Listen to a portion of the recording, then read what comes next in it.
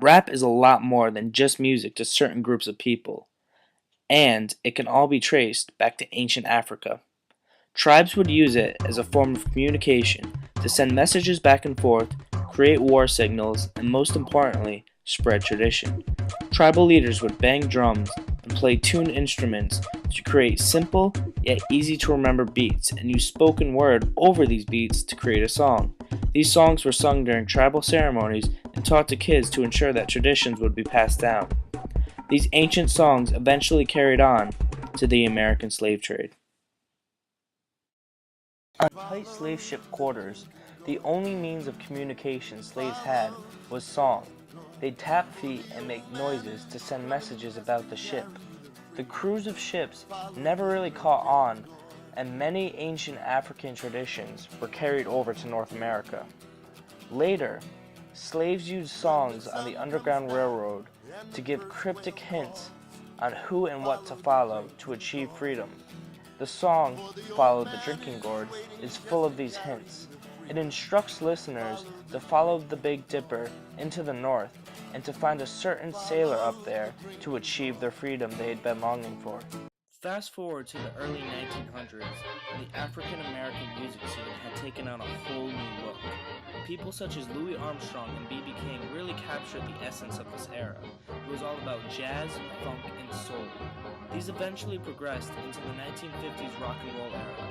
Fats Domino, an African American rock and roller, was one of the first African Americans to combine jazz roots with this newfound sound.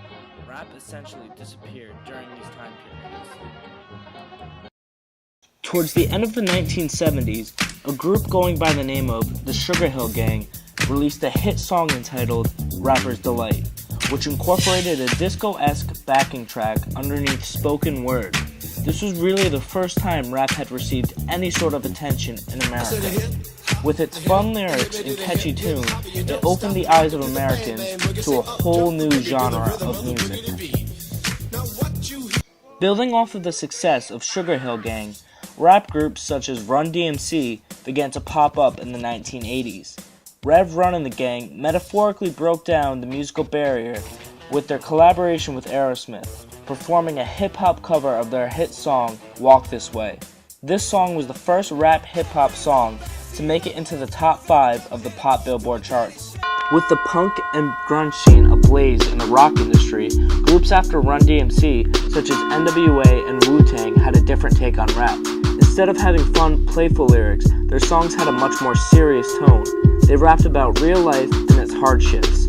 Artists noted for this style are Tupac, Biggie Smalls, and Eminem. Many dived into the rap industry at this point, as it was one of the most relatable, easy to listen to genres of its time.